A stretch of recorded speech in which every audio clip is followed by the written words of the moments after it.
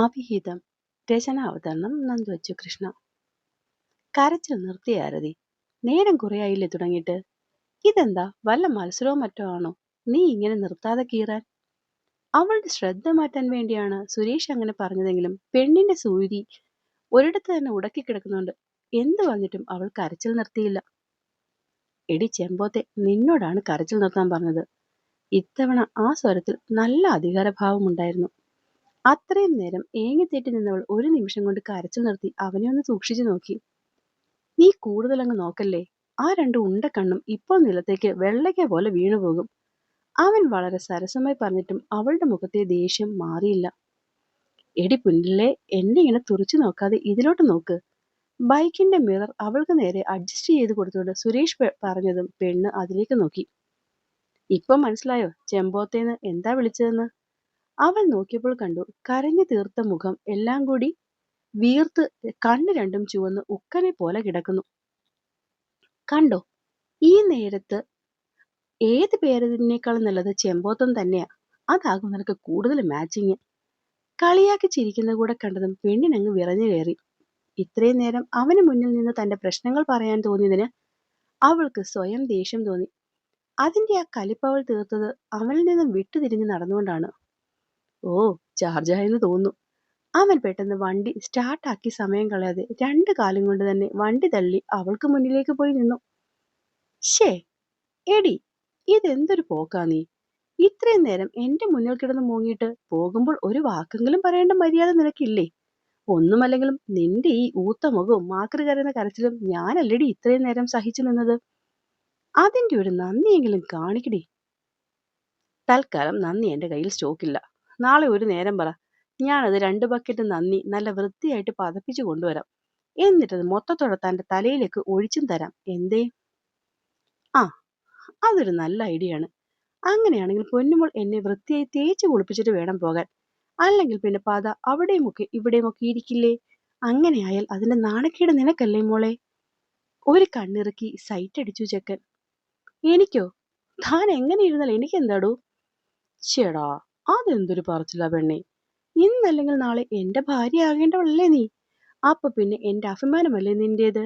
അതുപോലെ നിന്റെ അഭിമാനമായിരിക്കില്ലേ എന്റേതും? അല്ലേ ലേ? ഇമ്മിണി നീട്ടി അവൻ ചോദിച്ചതും പെണ്ണ് കയ്യിലിരുന്ന ബുക്ക് കൊണ്ട് അവന്റെ തോളിൽ ഒരൊറ്റ അടി കൊടുത്തു. ഭർത്താവിനെ കയറി തല്ലുന്നൊടി കോപ്പെ. ഭർത്താവോ? ആരുടെ ഭർത്താവ്? സോറി, ഇപ്പോ അല്ല, ഭാവി ഭർത്താവ്. ദേ സുരേഷ് ഏട്ടാ, അല്ലെങ്കിൽ തന്നെ ഞാൻ ടെമ്പർ തെറ്റിയിരിക്കുകയാണ്. ഇതിന്റെ ഇടയ്ക്ക് ഇതുപോലെ എന്തെങ്കിലും തൊലിച്ചോട്ട് വന്നാൽ അമ്മ സത്യം ഞാൻ ആ പരട്ട തല നെടുകെ തല്ലി പൊളിക്കും. 100 തരം. ദേഷ്യവും വാശിയും ഒക്കെ കയറി പെണ്ണൊരുമാതിരി ഭ്രാന്ത് പിടിച്ച അവസ്ഥയിലായിരുന്നു ആ നേരം. ഇനി എന്തെങ്കിലും ഒരു വാക്കുകൂടി താൻ പറഞ്ഞാൽ അവൾ അത് ചെയ്യുമെന്ന് അവനും ഉറപ്പായിരുന്നു. പക്ഷെ കലിതുള്ളി തന്നെ കൊല്ലാൻ നിൽക്കുന്നവളെ നോക്കുമ്പോൾ സുരേഷിന്റെ മനസ്സിൽ വല്ലാത്തൊരു ശാന്തതയായിരുന്നു. അവൾ ഈ മൂങ്ങി വിളിക്കുന്നത് കാണത്തിലും ഭേദം ഈ ഭദ്രകാളിയുടെ രൂപമാണ്. താൻ ഇത്രയൊക്കെ പറഞ്ഞിട്ടും ഒന്നും പറയാതെ തന്നെ നോക്കി നിൽക്കുന്നതിന്റെ കണ്ണിലെ മാറ്റം അവൾക്ക് വല്ലാത്തൊരു അസ്വസ്ഥത തോന്നിപ്പിച്ചു. അതുകൊണ്ട് തന്നെ കൂടുതലൊന്നും പറയാതെ പല്ല് കടിച്ചു പിടിച്ച് സ്വയം നിയന്ത്രിച്ചുകൊണ്ട് ആരതി തിരിഞ്ഞു നടന്നു. ആരതി നിന്നേ. കേട്ടെങ്കിലും കേൾക്കാത്ത പോലെ അവൾ നടന്നു. ആരതി, ഡീ ഒന്ന് നിക്ക്, എനിക്കൊരു കാര്യം പറയാനുണ്ട്. വണ്ടിയെടുത്ത് അവൾക്ക് മുന്നിൽ തടസ്സമായി അവൻ വന്ന് നിന്നു. എന്താ? ചോദ്യത്തിനപ്പുറം ഒരു അലർച്ചയായിരുന്നു അത്. അവളുടെ ഉള്ളിലെ ദേഷ്യവും അസ്വസ്ഥതയുമൊക്കെയാണ് അവൾ ഈ ദേഷ്യത്തിലും അലർച്ചയോടെയും കാണിക്കുന്നത് എന്നറിയാവുന്നതുകൊണ്ട് അവനതിൽ അല്പം പോലും വിഷമം തോന്നിയില്ല. ഇനി ഞാൻ പറയാൻ പോകുന്ന കാര്യം നീ സമാധാനത്തോടെ വേണം കേൾക്കാൻ. അത് പറയുമ്പോൾ അവന്റെ മുഖത്ത് അതുവരെ ഉണ്ടായിരുന്ന കുസൃതിയോ കളിയാക്കലോ ഒന്നുമായിരുന്നില്ല. മറിച്ച് തീർത്തും ഗൗരവമേറിയ ഭാവമായിരുന്നു. അതുകൊണ്ട് തന്നെ അവനെ കേൾക്കാൻ അവളും തയ്യാറായി. ദേവി നിന്നോട് പിണങ്ങിയതാണല്ലോ ഇപ്പോഴത്തെ നിന്റെ പ്രശ്നം, അല്ലേ? അങ്ങനെ ദേവി പിണങ്ങാൻ പാകത്തിൽ എന്തെങ്കിലും നിന്റെ ഭാഗത്തുനിന്ന് ഉണ്ടായിട്ടുണ്ടോ? ഒന്ന് ഓർത്തു നോക്കിയേ. ചിന്തയോടെ മുഖം കൂർപ്പിച്ച് അവൾ തന്റെ ഓർമ്മയിൽ അങ്ങനെ എന്തെങ്കിലും ഉണ്ടോന്ന് തിരിച്ചും മറിച്ചും ആലോചിച്ചു. പക്ഷേ അങ്ങനെ പ്രത്യേകിച്ചൊന്നും അവൾക്ക് കണ്ടെത്താൻ പറ്റിയില്ല. അത് ആ മുഖത്തു നിന്ന് അവനും മനസ്സിലായി. പോട്ടെ.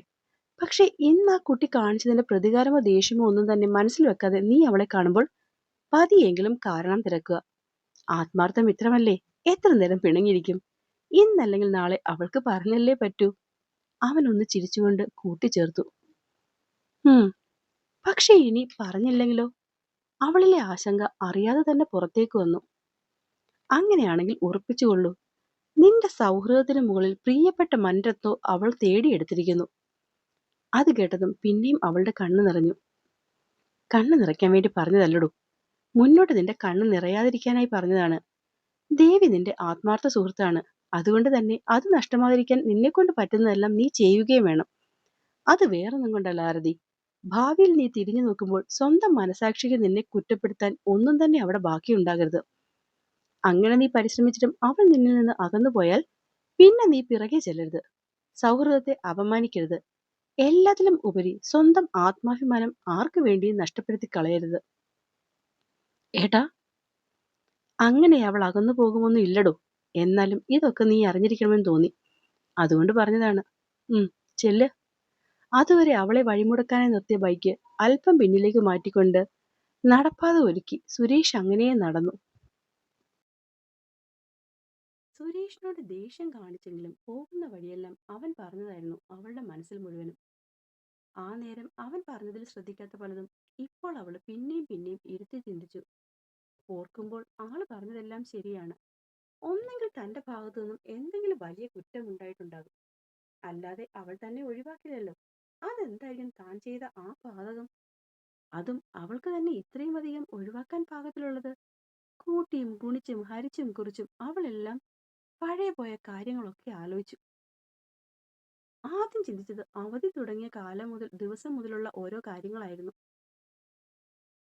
അവധി കഴിയുന്നതിന്റെ അന്ന് ട്യൂഷന് പോയി. കൂട്ടുകാരെ കണ്ടു. കുറെ ചിരിച്ചു, കാര്യം പറഞ്ഞു.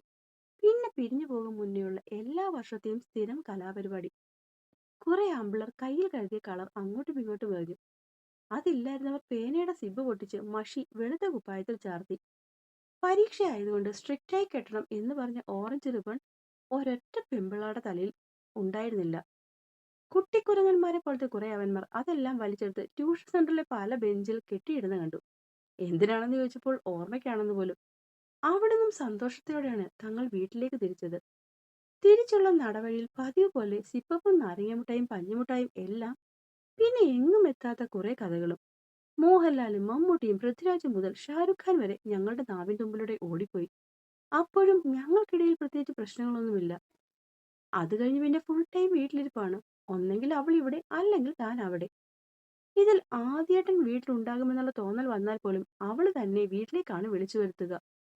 അങ്ങനെയുള്ള ദിവസങ്ങളിൽ കാപ്പിയും ചോറും വൈകിട്ടത്തെ കടിയുമെല്ലാം അവളുടെ വീട്ടിലാണ്. അങ്ങനെ വൈകിട്ട് മിക്കവാറും അവനായിരിക്കും തിരിച്ചു കൊണ്ടാക്കുന്നത് പോലും. ആ ദിവസങ്ങളിലും ഞങ്ങൾക്ക് ചുറ്റും സന്തോഷം മാത്രമായിരുന്നു. പിന്നെ എവിടെ വെച്ചാണ് മാറ്റമുണ്ടായത്? ഓർത്തെടുക്കാൻ നോക്കിയിട്ട് ഒട്ടും പറ്റുന്നില്ല. അതോ ഇതൊക്കെ നടക്കുമ്പോഴും അവൾക്ക് തന്നോട് മനസ്സിൽ എന്തെങ്കിലും ഇഷ്ടക്കേടുണ്ടായിരുന്നോ? ഒരുപക്ഷെ തന്റെ കണ്ണുകൾ അവളുള്ളത് കാണാതിരുന്നാണെങ്കിലോ? തലങ്ങും വിലങ്ങും പലതും ആലോചിച്ച് ആരതിക്ക് ഭ്രാന്ത് പിടിക്കും തോന്നി.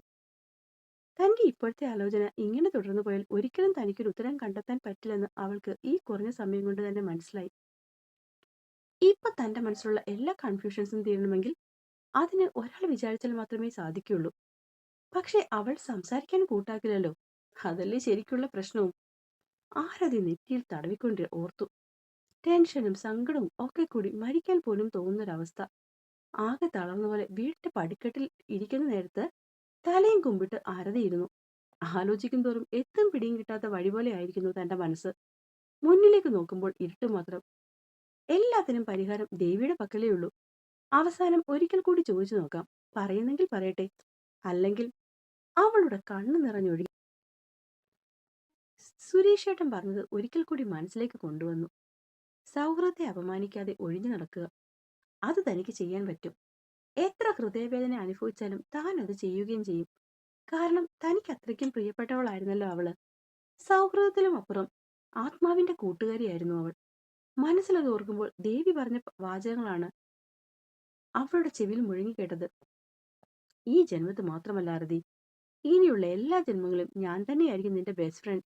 അതിനെങ്ങാനും ഒരു മാറ്റമുണ്ടായാൽ നീ എന്നെ അല്ലാതെ വേറെ ആരെങ്കിലും ബെസ്റ്റ് ഫ്രണ്ടായി കണ്ടാൽ സത്യം ആരതി, നിന്റെ തല ഞാൻ തല്ലിപ്പൊട്ടിക്കും.